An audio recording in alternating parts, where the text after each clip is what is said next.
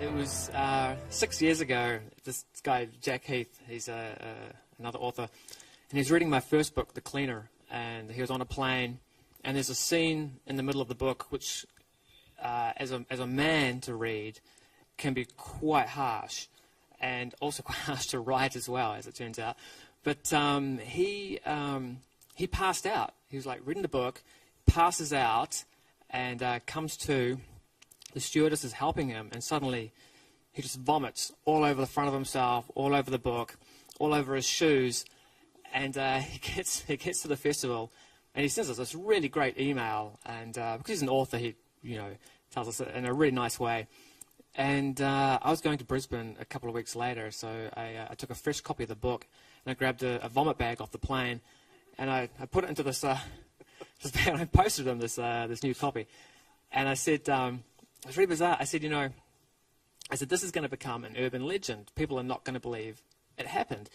And then he sent me his new book a year later, and he had written on the inside of it, and he said that he had been telling his friend about it, about how he was sending a book to me. And she said to him, she goes, I heard about his book, The Cleaner, and I heard some guy passed out and threw up on a plane, but it's obviously an urban legend, not knowing he was the guy it happened to. But Christchurch is to us, a beautiful town. But your Christchurch in your stories is pretty dark, and there are very much dark edges. So is this the real Christchurch? Are there really these dark edges? Yeah, absolutely. But it is just the edges. Like, I think in reality, like I guess many cities can have a dark underbelly. Christchurch certainly does. Like, it is the garden city. You do think of, gardens everywhere, trees and roaming hobbits or whatever. But it does have it has this dark edge, like maybe 10%. But that 10% is where I set the stories, because that's where the entertainment is for people. I think if I was to set the books in a Christchurch that was real, or had like bunny rabbits and candy floss everywhere, it's not going to be as exciting. So I set them in a dark version of Christchurch, because I think it is more entertaining. I think it's more appealing, and it seems to be what people like, the readers. But it's also because the characters, it's how they see Christchurch, and it's how they relate to Christchurch, and it's very different. Like, I love Christchurch. It's a beautiful city. I love living there, but my characters do not, because many of them have lost somebody. Like, one of the books, a guy, he sees Christchurch in a really lovely way until his wife is murdered, and then he sees the darkness in the city, and I think that would be the same for everyone. Yeah, Theo is just, I think he's a really cool guy. He's sort of like in his late 30s, like someone else I know. And he's sort of the guy that, I know I would like to be like him, and maybe many other guys would be the sort of guy that if these bad things happen to you, you would make the same decisions that he would make. But he's a guy about getting a job done, and he's prepared to do many, many wrong things to make that happen, whether it's, he kills people, accidentally in some cases, less accidentally as his character evolves. So he goes to very, very dark places, and he's driven mostly by guilt. He's had some bad things happen in his past. There were things when he was on the police force that he could have done differently, which would have saved future people from being killed. So the cases he is drawn into are very personal to him, and he is driven by this guilt, and he's consistently looking for redemption.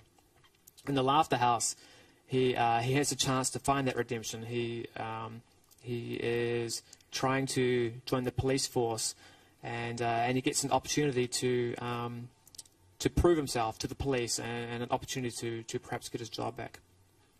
Well, first of all, the cool thing about the books is that you can pick the story up and place it in any city, and it will work. For example, we sold the movie rights to The Cleaner about a year ago, and that's going to get shot in this part of the world. And again, it's the same story, different cities. It will be set in a different city, but it will still work the same way. I think that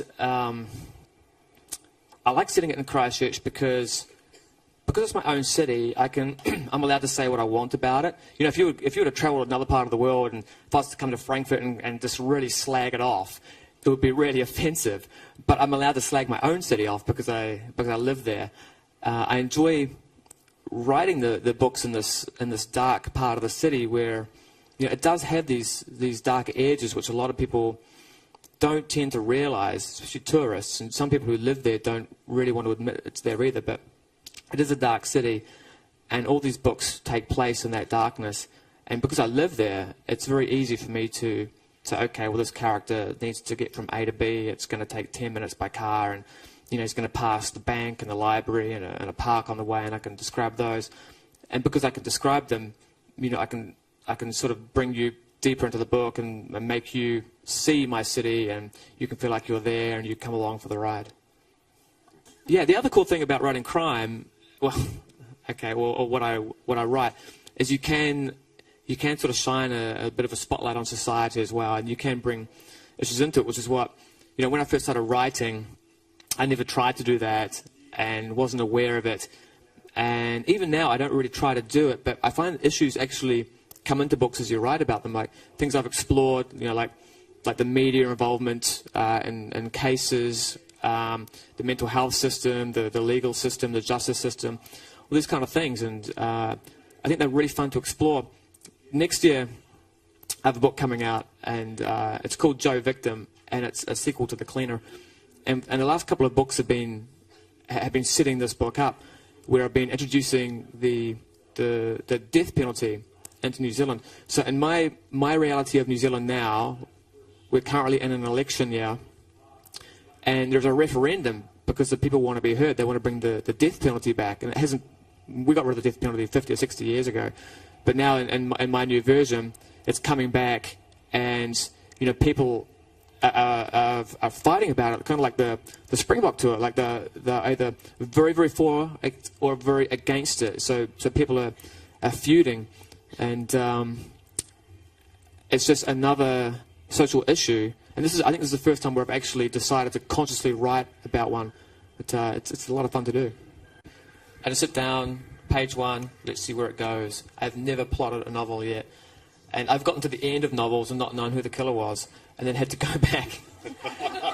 and like, seriously, when I wrote Cemetery Lake, I was probably 95% of the way through the book, and I thought, oh, I got to wrap it up. Someone has to have done this.